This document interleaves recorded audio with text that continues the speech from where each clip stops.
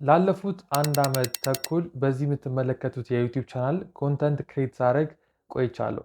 ይህንን ቻናል በጀመርኩባቸው ጊዜያቶች ውስጥ በጣም ብዙ ስህተት እንደተሳሳትኩ ከአንድም ሁለት ጊዜ ደጋግሜ እየነገርኳችሁ ነበር። ዛሬ በዚህ ቪዲዮ እኔ ይህን ዩቲዩብ ቻናል ከመክፈቴ በፊት ባቃቸው ኖሮ ይጠቅሙኛል ብዬ ከማስባቸው 7 ነገሮች የምነግራችሁ ይሆናል። ይህም ደግሞ በጣም በአጭር ጊዜያቶች ዩቲዩብ ላይ ዋች አወር እንዴት ማግኘት እንደምንችል ስቴፕ ባይ ስቴፕ የማሳያችሁ ይሆናል። እነዚህን ዛሬ የምነግራችሁ ነገር አስቀድሜ ባቅ ኖሮ ወይም ደግሞ ዩቲዩብ ከመጀመሪያ በፊት እንደዚህ የሚነግረኝ ሰው ባገኝ ኖሮ ዩቲዩብ ላይ 3 ወር እንኳን አልቆይም ሞኔታይዝ ለመደረግ። ነገር ግን እነዚህን ነገሮች ባለማወቄ እና ለብዙ ስህተት በመዳረጌ ዩቲዩብ ላይ ከ1 ዓመት ከ6 ወር በላይ ሞኔታይዝ ሳልደረግ ወይም ደግሞ ምንም አይነት ገንዘብ ሳልሰራ ቆይቻለሁ ማለት ነው። ስለዚህ ዛሬ በዚህ ቪዲዮ እኔ በሆን ኖሮ የማደርጋቸው ነገር ወይም ደግሞ አሁን ከ1 ዓመት ከ6 ወር ዩቲዩብ እንደሰራ ሰው ከራሴ ካለኝ ልምድ የማካፍላችሁ ይሆናል። ይሄ ቪዲዮ ዩቲዩብ ጀማሪዎች ከሆናችሁ እንደዚሁም ደግሞ ዋች አወር አልሞላ ብሎ እያስቸገራችሁ ላላችሁ ሰዎች በጣም ጠቃሚ ነው። ይህን ቪዲዮ እስከምሾ ከተመለከታችሁት እና የተናገርኳችሁ ነገሮች የምትተገብሩት ከሆነ እመኑኝ 3 ወር አትቆዩም። ዩቲዩብ ላይ 4000 ዋች አወር አግኝታችሁ ሞኔታይዝ መደረግ ትጀምራላችሁ። እንደምታውቁት እንግዲህ ዩቲዩብ ላይ ሞኔታይዝ ለመዳረግ 2 መስፈርቶች አሉት። የመጀመሪያው 1000 ሰብስክራይበር፣ ደግሞ 4000 ዋች አወር መሙላት አለብን። አክቹሊ ሞኔታይዝ ፕሮግራሙን ለማስጀመር 3000 ዋች አወር በቂ ነው። ነገር ግን ከቪዲዮ አድ ረቨኒው ለማግኘት 4000 ዋች አወር ማግኘት አለብን። በሾርትም ብዙ ከ10 ሚሊዮን በላይ ቪው ካገኘን ሞኔታይዝ መደረግ እንችላለን። ዛሬ ግን የምነግራችሁ በሎንግ ኮንተንት ፎርም ወይም ደግሞ ዩቲዩብ ላይ ረጃጅም ኮንተንቶችን የምትሰሩ ከሆነ እንዴት በአጭር ጊዜ 4000 ዋች አወር ማግኘት እንደምትችሉ የምነግራችሁ ይሆናል። ቀጥታ ወደ ነጥቦቻችን ከማለፋችን በፊት ለዚህ ዩቲዩብ ቻናል አዲስ የሆናችሁ ሰዎች ካላችሁ ይሄ የዩቲዩብ ቻናል በጣም ስለሚጠቅማችሁ ሰብስክራይብ በማድረግ እንደዚሁም ደግሞ ይህን ቪዲዮ እስከ መጨረሻው በመመልከት መጠቀም ትችላላችሁ። በቪዲዮ መጨረሻው ደግሞ ማንኛውም አይነት ሀሳብ፣ አስተያየት፣ ጥያቄ ካላችሁ ኮመንት ላይ አስቀምጡልኝ። እያንዳንዱን ነጥብ በነጥብ ምን ማድረግ እንዳለባችሁ የምነግራችሁ ይሆናል። እሺ ዩቲዩብ ላይ 4000 እይታ ሰዓት ለማግኘት ማድረግ ያሉብን መስፈርቶችን አንድ በአንድ የምነግራችሁ ይሆናል። የመጀመሪያው ዩቲዩብ ላይ በአጭር ጊዜ ውስጥ ከ2 ወር እና ከ3 ወር ባነሰ ጊዜ ውስጥ የ4000 የእይታ ሰዓት ለማግኘት የመጀመሪያው ማድረግ ያለብን ፎከስ ኦን ሎንግ ፎርም ቪዲዮ ነው። ምን ማለት ነው? በሎንግ ፎርም ቪዲዮዎች ላይ ፎከስ ማድረግ አለብን። ሎንግ ፎርም ቪዲዮ ሲባል የምንለቀው ቪዲዮ ከ8 ደቂቃ እስከ 30 ደቂቃ መሆን አለበት። በአጭር ጊዜ ብዙ ዋች አወር አግኝተን የዩቲዩብ ሞኔታይዜሽን ፕሮግራም ለማስጀመር ማለት ነው። እያንዳንዱ የምንለቃቸው ቪዲዮዎች ከ8 ደቂቃ እስከ 30 ደቂቃ ማክሲመም እኔ ከ10 ደቂቃ እስከ 20 ደቂቃ ያለውን ብትጠቀሙ እንደ አቬሬጅ ወስዳችሁ ከ10 እስከ 20 ያለውን መጠቀም ትችላላችሁ። ነገር ግን የምትሰሩት ቪዲዮ በጭራሽ ከ8 ደቂቃ በታች መሆን የለበትም። እንደዚሁም ደግሞ ከ30 ደቂቃም በላይ ባይሆን ይመከራል። እንደዚህ ሲባል ግን ደቂቃውን ለመሙላት ዝም ብለን ዝባዝንኪ ነገር ቪዲዮ ውስጥ እያካተትን ቪዲዮውን ማርዘም ሳይሆን ሰዎችን በጣም ሊማርክ በሚችል መልኩ ቪዲዮአችንን ከ8 ደቂቃ እስከ 30 ደቂቃ ባለው ርዝመት እያደረግን መስራት ነው። ይሄ ዩቲዩብ ላይ 4000 ዋች አወር ለማግኘት ትልቁ የሚባሉ መስፈርት ይሄ ነው። ከ8 እስከ 30 ደቂቃ ያሉ ቪዲዮዎችን መስራት። ይህንን ነገር ካደረግን ሁለተኛው ደግሞ ኮንሲስታንሲ ሊኖራችሁ ይገባል። በሳምንት ቢያንስ ከ2 እስከ 6 ጊዜ ቪዲዮ ፖስት ማድረግ ይኖርባቸዋል። እንደሚታወቀው በሳምንት 7 ቀን ያለው በዚህ በሳምንት 7 ቀን ከቻላችሁ 7ቱም ቀን ፖስት እንድታደርጉ፣ ካልሆነ ግን ከ2 እስከ 5 ጊዜ ቪዲዮ ፖስት እንድታደርጉ ሪኮመንድ ይደረጋል። እኔ ፐርሰናሊ ሪኮመንድ ማድረጋችሁ በሳምንት 3 ቪዲዮ ብትለቁ። እንግዲህ በአጭር ጊዜ ቪዲዮችሁ ቫይራል እንዲወጣ የምትፈልጉ እንደዚሁም ዋች አወር እንዲሞላላችሁ የምትፈልጉ ከሆነ በሳምንት 3 ቪዲዮ ልቀቁ። ያ ማለት በየ2 ቀኑ ኮንተንት ክሬት እያደረጋችሁ በሳምንት 3 ቪዲዮ ልቀቁ ማለት ነው። እናንተ ግን ፉል ታይም ዩቲዩብ ላይ መስራት የምትፈልጉ ሌላ ትምህርት ከሌላችሁ እንደዚሁም ስራ ማይኖራችሁ ከሆነ በሳምንት እስከ 6 ቪዲዮ ብትለቁ ሪኮመንድ ይደረጋል። በሳምንት 3 ቪዲዮ ከሚለቀውና በሳምንት 6 ቪዲዮ ከሚለቀው ቶሎ ኢንጌጅ አድርጎ ብዙ ሰዎች ጋር የመድረስ እና ብዙ ዋች አወር የማግኘት እድል ያለው በሳምንት 6 ቪዲዮ የሚለቀው ስለሆነ እናንተም ባላችሁ አቅም ሁሉ በሳምንት 6 ቀን ቪዲዮ መልቀቅ ትችላላችሁ ማለት ነው። እንደሚታወቀው እንግዲህ ዩቲዩብ ላይ ኮንተንት ክሬት የምናደርግ ሰዎች ወይ ሌላ ስራ ይኖረናል ወይም ደግሞ ተማሪዎች እንሆናለን። ከዚህ ጋር ተያይዞ ላይመቸን ይችላል። የማይመቻችሁ ከሆነ በሳምንት ሚኒመም 2 ቀን ቪዲዮ መልቀቅ አለባችሁ። በየ3 ቀኑ ማለት ነው። በየ3 ቀኑ በሳምንት 2 ቪዲዮ መልቀቅ ይኖርባቸዋል። እንደዚህ የምታደርጉ ከሆነ ዩቲዩብ ላይ ዋች አወር የምታገኙበት መንገድ በጣም ቀላለው ማለት ነው። ሶስተኛው ደግሞ ዩቲዩብ ላይ በአጭር ጊዜ ብዙ ዋች አወር የምናገኝበት ኤስኢኦ በመጠቀም ነው፣ ወይም ደግሞ ሰርች ኤንጂን ኦፕቲማይዜሽን ይባላል። ያ ማለት ምንድን ነው? የምንጠቀማቸው ታይትሎች፣ የምንጠቀማቸው ታጎች፣ እንደዚሁም የምንጠቀመው ተምነሎች በጣም ክሊከብል መሆን አለባቸው። እንደዚሁም ደግሞ የምንጠቀማቸው ታይትሎች ደግሞ ሰርች ሊደረጉ የሚችሉ ነገሮች መሆን አለባቸው። በጣም ቀላሉ ታይትል ላይ የምንጠቀመው ሰዎች ሰርች ሲያደርጉ እንዲመጣላቸው የምንፈልገው ነገር ነው ሰርች ታይትላችን ላይ የምናስቀምጠው።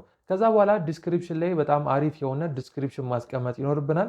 ዲስክሪፕሽን ለመጻፍ የሚያስቸግራችሁ ከሆነ ደግሞ የተለያዩ ኤአይ ቱሎችን መጠቀም ትችላላችሁ። ለምሳሌ እንደነ ቻት ጂፒቲ ያሉትን የኤአይ ቱሎችን መጠቀም ትችላላችሁ። ዩቲዩብ ላይ በአጭር ጊዜ ብዙ ዋች አወር የምታገኙበት ሶስተኛው መንገድ ኤስኢኦዋችሁን መጠቀም ነው። እነዚህ ሶስተኛው ስቴፕ ማለት ነው። እሺ፣ በዚህ ሶስተኛ ስቴፕ ኤስኢኦ ከተጠቀምን በኋላ አራተኛ ላይ ደግሞ ማድረግ ያለብን ለምንሰራቸው ቪዲዮዎች ፕሌሊስት ማዘጋጀት ነው። ያ ማለት በተመሳሳይ ኮንተንት ላይ ያሉ ወይም ደግሞ በተመሳሳይ ነገር ላይ የሚያወሩ ቪዲዮዎችን እንደ ፕሌሊስት አድርገን ማዘጋጀት እንችላለን። ፕሌሊስት ማዘጋጀቱ ለምንድን ነው የሚጠቅመን? ብዙ ዋች አወሮችን እንድናገኝ ይረዳናል። ለምሳሌ እኔም ብትመለከቱ የኔ የዩቲዩብ ቻናል ላይ ውስጥ ገብታችሁ ብትመለከቱ የተለያዩ ያዘጋጇቸው ፕሌሊስቶች አሉ። ስለ ኤርድሮፕ የምሰራቸው ቪዲዮ ኤርድሮፕ በሚለው ፕሌሊስት ውስጥ ነው። ደን ደግሞ ስለ ፔኔር ወይም ስለ ማስተር ካርድ የምሰራው ደግሞ ማስተር ካርድ በሚለው የማስተር ካርድ በሚለው ፕሌሊስት ውስጥ ይቀመጣል። እንደዚህ በተለያየ ካታጎሪ የምሰራቸውን ቪዲዮዎች በተለያየ ፕሌሊስት እያደረኩ አስቀምጣለሁ። ሰዎች እዛ ውስጥ ገብቶ ሲመለከቱ ለእኔ ብዙ የዋች አወር እንዳገኝ ይረዳኛል ማለት ነው። ፕሌሊስት ማዘጋጀትን እንዳትረሱ። ብዙ ሰዎች ፕሌሊስት አያዘጋጁም። ነገር ግን ፕሌሊስት ብታዘጋጁ ዋች አወራችሁ እንዲጨምር ይረዳችኋል ማለት ነው። አምስተኛውና ደግሞ ብዙዎችን ዋች አወር እንዲያደርግላችሁ የሚጠቅማችሁ ቢኖር ላይቭ ነው። ዩቲዩብ ላይ በጣም ደስ የሚለው ነገር በዜሮ ሰብስክራይበር ወይም ምንም ፎሎወር ሳይኖራችሁ አዲስ ሆናችሁ ላይቭ መክፈት ትችላላችሁ።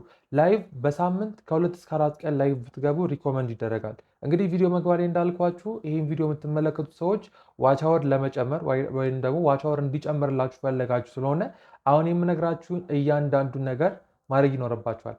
በሳምንት ከ2 እስከ 4 ቀን ዩቲዩብ ላይቭ ብትከፍቱ። ላይቭ መክፈት ጥቅሙ ምንድን ነው? ለምሳሌ እንደ ቀልድም 1 ሰዓት ላይቭ ልንቀመጥ እንችላለን። 1 ሰዓት ላይቭ ስንቀመጥ ያንን ላይቭ ስትሪም 50 ሰው ቁጭ ብሎ እያየው ከሆነ በአንድ ቀን ከፍተን ስንወጣ 50 ዋች አወር እናገኛለን ማለት ነው። 50 ዋች አወር ቀላል እንዳይመስላችሁ። እንግዲህ በዛን ሰዓት ላይ ቁጭ ብለን ያወራናቸው ነገሮች ምናልባት ኮንተንት እኮ ኖሮን ሳይሆን ዝም ብለን ከኦዲየንሱ ጋር ለመነጋገር ሊሆን ይችላል።